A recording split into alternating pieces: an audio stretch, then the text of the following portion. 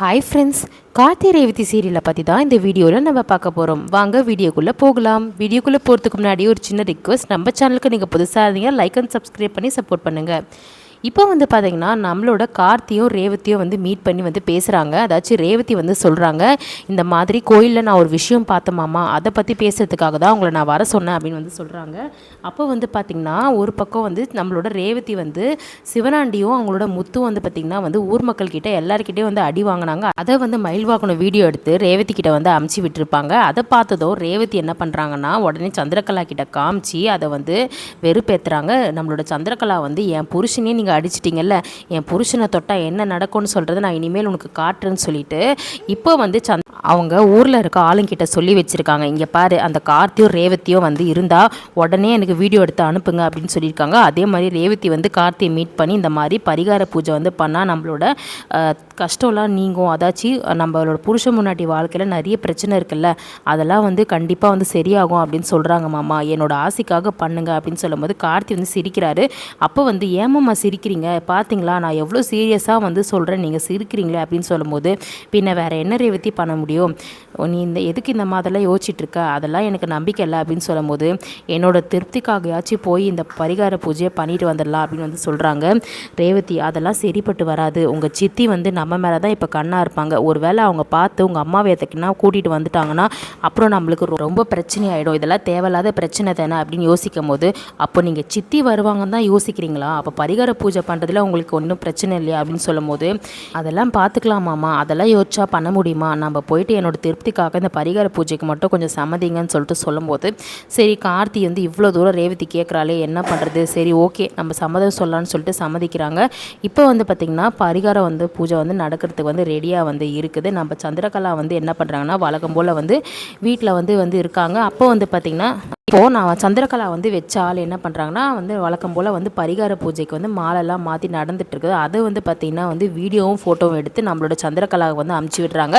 அதை பார்த்ததும் உடனே ஃபோன் பண்ணுறாங்க. யாருன்னா சந்திரகலா அந்த ஆள் ஃபோன் பண்ணிவிட்டு, இந்த மாதிரி என்ன இது அமுச்சு விட்டுருக்க அப்படின்னு சொல்லிட்டு கேட்கும்போது, ஆமாம் மேடம் நீங்கள் சொன்னீங்கல்ல, அதே மாதிரி கார்த்தியும் ரேவதியும் 2 பேரும் இங்கே பரிகார பூஜை பண்ணிகிட்ருக்காங்க, அவங்களுக்காக தான் இங்கே அமுச்சு விட்டுருக்கேன் அப்படின்னு சொல்கிறாங்க. நீங்கள் தானே உடனே அவங்கள எங்கள் கண்ணில் பார்த்தாலும் நீங்கள் ஃபோட்டோவும் வீடியோ எடுத்து அனுப்ப சொன்னீங்க, அதே மாதிரி இப்போ என் கையில் மாட்டினாங்க, உடனே நான் ஃபோட்டோ எடுத்து அனுப்பிச்சிட்டேன். சரி சரி நீ அப்படியே வெயிட் பண்ணு, நான் கொஞ்ச நேரத்தில் உனக்கு காசு தேவையான காசு உனக்கு சேரும் அப்படின்னு சொல்லிட்டு என்ன பண்ணுறாங்கன்னா ஃபோனை கட் பண்ணிடுறாங்க. இப்போ நேராக போயிட்டு நம்மளோட சாமுண்டீஸ்வரி கிட்ட சொல்கிறாங்க, அக்கா நீ ரேவதியை பற்றி எது சொன்னாலும் நீ நம்ப மாட்டல, இங்கே பாருன்னு சொல்லிட்டு ஃபோட்டோ அனுப்ப பார்க்குறாங்க. அப்போ அதை பார்த்ததும் டென்ஷன் ஆயிடுறாங்க நம்மளோட சாமுண்டீஸ்வரி. முதல் சந்திரா ஆரம்பத்திலேயே ரேவதி பற்றி பேசாதுன்னு சொல்லிட்டு சொல்கிறாங்க. ஆனால் ரேவதி பண்ண விஷயத்தை இப்போ நேரடியாக பார்க்குறதுக்கு கூட்டிகிட்டு போகிறாங்க நம்மளோட சந்திரகலா. அங்கே பார்த்திங்கன்னா ரேவதியும் கார்த்தியும் 2 பேரும் ஜோடியாக மாலை மாற்றி இந்த பரிகாரம் பண்ணுறதை நம்மளோட சாமுண்டீஸ்வரி பார்த்துடுறாங்க. பார்த்ததுக்கப்புறம் சாமுண்டீஸ்வரி கிட்ட சந்திரகலா சொல்கிறாங்க, பாத்தியாக்கா நீ சொன்னல, இப்போ பாரு 2 பேரும் ஜோடியாக மாலை மாற்றி பரிகாரம் பண்ணிகிட்ருக்குறாங்க, நான் சொல்லும் போது நீ எவ்வளோ என்னை தட்டி கழித்து நம்பாமல் போனேன், இப்போ பாத்தியா நீயே பார்க்குறல்ல கண்ணே தெரில, அது மட்டும் இல்லை ரேவதிக்கு எப்பயோ கார்த்தி தான் தன்னோட புருஷன் சொல்லிட்டு தெரிஞ்சு போச்சு, அதனால தான் இப்போ ரேவதி இந்த அளவுக்கு கார்த்தி கூட பேச்சுவார்த்தையில் இருக்கா, எல்லாமே நீ உன்னை ஏமாற்றி நாடகம் பண்ணிகிட்ருக்கா எல்லார் முன்னாடியும் அப்படின்னு சொல்கிறாங்க. அப்போ நேராக போயிட்டு ரேவதி மாலையை கழிட்டு அம்மான்னு சொல்லிட்டு முன்னாடி வராங்க. அப்போ நம்மளோட சாமுண்டீஸ்வரி, பேசாத நீ எல்லாம் பேசவே கூடாது, உனக்கு மேலே நான் எவ்வளோ நம்பிக்கை வச்சுருந்தேன், இப்போ அது எல்லாத்தையுமே நாசனம் பண்ணிட்டேன், இனிமேல் உனக்கும் எனக்கும் பேச்சுவார்த்தையே கிடையாதுன்னு சொல்லும் போது, அப்போ அழுதுகிட்டே ரேவதி என்ன பண்ணுறாங்க சாமுண்டீஸ்வரி கிட்ட போய் கெஞ்சுறாங்க, அம்மா நான் வேணும்னே பண்ணலம்மா அப்படின்னு சொல்கிறாங்க. அப்போ பார்த்திங்கன்னா நம்மளோட கார்த்தி அங்கேருந்து நீ ஒழுங்காக வீட்டுக்கு சேரு, அப்போ நான் பேசிக்கிறேன்னு சொல்லிட்டு அங்கேருந்து கிளம்பிடுறாங்க. அப்போ கார்த்தி, நான் இப்போ தான் ரேவதி நான் அப்போவே சொன்னேன் வேண்டான்னு சொல்லிட்டு, இப்போ பரிகாரம் பண்ணி தான் நம்ம பிரச்சனையை சேரணும்னு சொல்லிட்டு இருக்குதா, நம்ம பிரச்சனையை நம்ம தான் சரி பண்ண முடியும் அப்படின்ற மாதிரி பேசிகிட்டு இருக்காரு.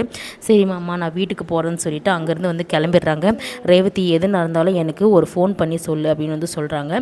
அங்கேருந்து பார்த்திங்கன்னா சந்திரகலா அங்கே நிற்கிறாங்க. சாமுண்டீஸ்வரி முன்னாடி போகும்போது, ரேவதி என்னையே டென்ஷன் பண்ணி பார்த்தல, இப்போ பார்த்தியா நான் யாருன்றதை உடனே உனக்கு காமிச்சிட்டேன், இந்த விஷயமே உனக்கு போதும்னு நினைக்கிறேன், இதுக்கு மேலே நீ எதனா ஆட்டம் போட நினச்சேன்னு வச்சுக்கோயேன், அப்புறம் இன்னும் பயங்கரமான விஷயம் நீ சந்திக்க வேண்டியது இருக்குது, என் புருஷனையும் அடித்து எல்லாரும் முன்னாடி ஊர் முன்னாடி அசிங்கப்படுத்துனீங்க.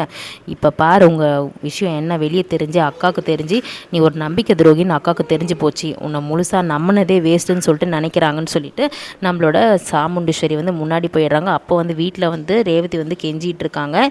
எவ்வளோ தைரியம், நான் உன் மேலே எவ்வளோ நம்பிக்கை வச்சுருந்தேன், அது எல்லாத்தையும் நீ வீணாக்கிட்ட அப்படின்னு சாமுண்டீஸ்வரி இப்போ வந்து சொல்லிகிட்டு இருக்காங்க. இப்போ வந்து பார்த்திங்கன்னா ரேவதி தன்னை கேள்வி கேட்பாங்களா இல்லை சாமுண்டீஸ்வரி கேட்பாங்களான்னு தெரியல. ரேவதிக்கு என்ன கேள்வி இருக்குன்னா, எதுக்காக கல்யாணம் ஆனதை மறைச்சி எனக்கு கல்யாணம் பண்ண பார்த்து எங்கள் மண்ணையும் மாமாவும் நீங்கள் பிரித்து வச்சிங்கன்னு சொல்லிட்டு கேட்கலாம். ஆனால் நம்ம சாமுண்டீஸ்வரி எதுக்காக வந்து நீ உண்மைலாம் தெரிஞ்சதுன்னு என்கிட்ட சொல்லாமல் என்னை ஏமாற்றிட்டு இருந்த அப்படின்னு சொல்லிட்டு சொல்லலாம். ஸோ யார் வந்து கேட்டு யாருக்கு வந்து பார்த்திங்கன்னா பாதிப்பு வரப்போகுதுன்னு சொல்லிட்டு வெயிட் பண்ணி பார்க்கலாம். நம்மளோட ரிவ்யூ பிடிச்சிருந்தா லைக் அண்ட் சப்ஸ்கிரைப் பண்ணி சப்போர்ட் பண்ணுங்கள். தேங்க்யூ.